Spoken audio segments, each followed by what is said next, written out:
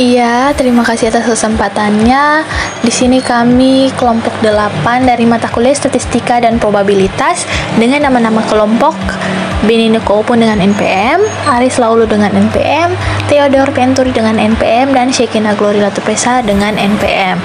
Di sini kami akan menjelaskan tugas yang telah diberikan oleh Ibu Bolda selaku dosen dari pengampu mata kuliah ini.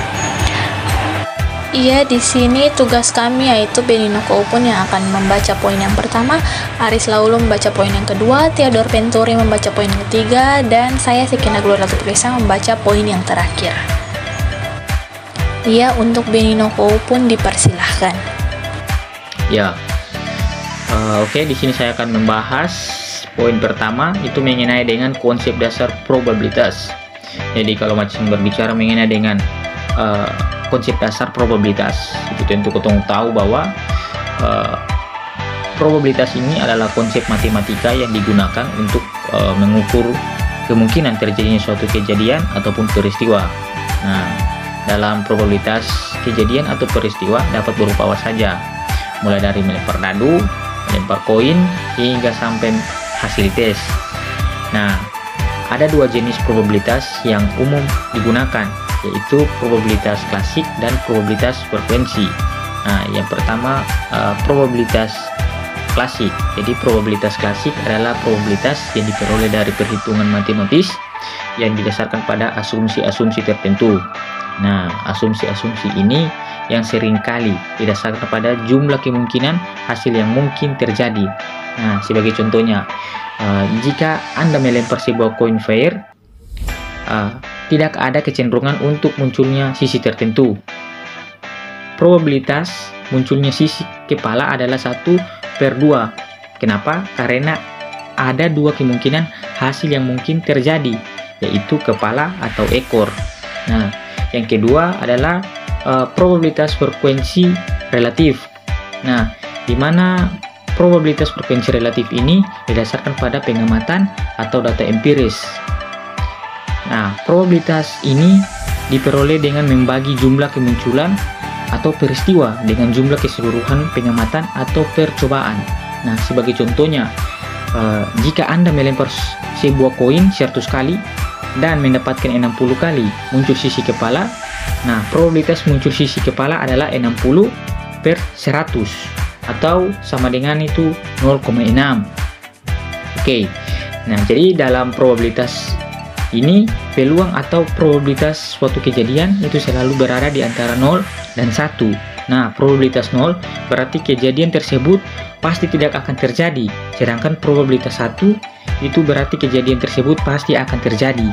Nah, sedangkan probabilitas 0,5 itu berarti kejadian tersebut memiliki peluang 50/50 atau setengah-setengah untuk terjadi ataupun tidak terjadi.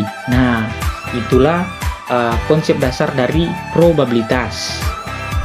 Baik, di sini saya akan masuk dalam poin yang kedua, yang itu berbicara mengenai pendekatan dalam probabilitas. Nah, di sini pendekatan dalam probabilitas adalah suatu metode untuk memperkirakan probabilitas dengan cara mendekati nilai sebenarnya dengan menggunakan berbagai teknik matematika dan statistik. Di sini beberapa teknik pendekatan dalam probabilitas yang umumnya digunakan, antara lain yaitu 1. Pendekatan teoretis.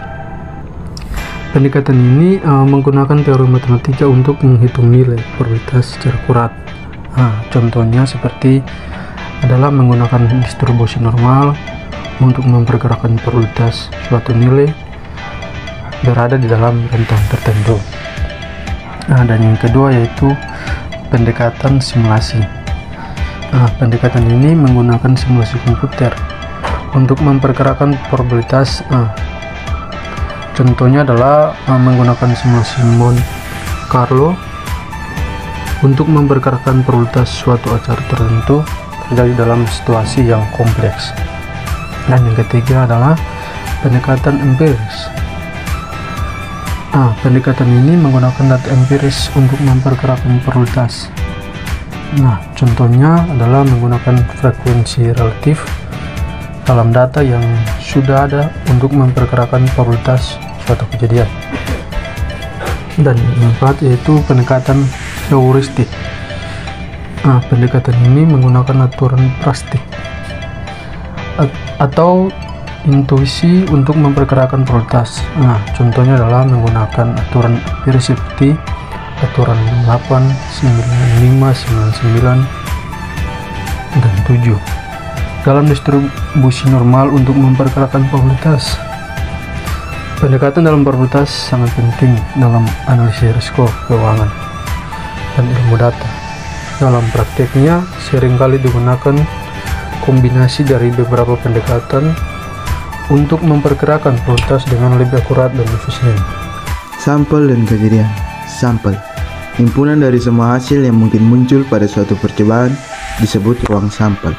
Sedangkan anggota-anggota dari ruang sampel disebut titik sampel. Ruang sampel biasa disimbolkan dengan huruf S, sedangkan anggota-anggota ruang sampel didaftar dengan menuliskannya di antara dua kurung kurawal atau alokade. Masing-masing anggota dipisah dengan tanda koma. Contoh sampel. Pada percobaan melempar sebuah dadu sekali, maka ruang sampelnya adalah S sama dengan 1, 2, 3, 4, 5, 6. Dengan 1 menyatakan banyaknya titik dadu, bagian atas ada 1. 2 menyatakan banyak titik dadu, bagian atas ada 2, dan seterusnya. Yang berikutnya, kejadian. Kejadian atau peristiwa adalah himpunan bagian dari ruang sampel. Pada umumnya, kejadian dibedakan menjadi dua macam, yaitu kejadian pertama, kejadian sederhana, yaitu kejadian yang hanya mempunyai suatu titik sampel. Contoh 1, 4, 5 adalah kejadian-kejadian sederhana dari percobaan melempar sebuah dadu berisi 6. Kejadian yang kedua yaitu kejadian majemuk, yaitu kejadian yang mempunyai lebih dari satu titik sampel. Contoh 1, 2, 2, 4, 6, 2, 3, 5 adalah kejadian-kejadian menyibuk pada percobaan melempar sebuah dadu berisi 6. Dari definisi kejadian juga dapat disimpulkan bahwa S dan P juga suatu kejadian karena S Angel S dan P Angel S. Iya, saya akan menjelaskan poin yang terakhir mengenai probabilitas bersyarat. Probabilitas bersyarat atau conditional probability kerap didefinisikan sebagai kemungkinan terjadinya sebuah peristiwa atau hasil berdasarkan kegiatan yang sudah berlangsung. Teori ini dihitung dengan cara mengalihkan kemungkinan dari acara yang sudah berlangsung dengan kemungkinan baru dari kegiatan yang dilaksanakan. Secara garis besarnya, rumus conditional probability melihat dua kegiatan tersebut sebagai satu kesatuan, simpelnya seperti itu. Sebagai contoh, kemungkinan A di mana kamu diterima di sebuah universitas dan kemungkinan B di mana kamu menyewa kamar kos. Kedua kegiatan tersebut saling berkesinambungan dan kesempatan terjadinya kemungkinan B akan semakin besar bila kemungkinan A berlangsung. Teori conditional probability dapat disandingkan dengan konsep unconditional probability atau probabilitas tak bersyarat. Konsep tersebut mengacu pada sebuah kemungkinan di mana suatu peristiwa akan terjadi terlepas dari peristiwa lain yang telah berjalan. Rumus dari probabilitas bersyarat sendiri yaitu P dalam kurung A garis B sama dengan P A dan B garing P dalam kurung B. P di sini yaitu probabilitas sendiri atau peluang kejadian. Lalu A merupakan kejadian A atau kemungkinan A dan B merupakan kemungkinan B. Garis di antara A dan B di sini bisa diartikan jika atau dengan syarat peluang B terjadi terlebih dahulu.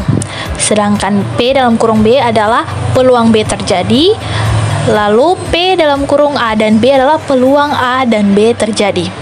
Ya, demikian penjelasan kami mengenai tugas yang diberikan. Sekian dan terima kasih.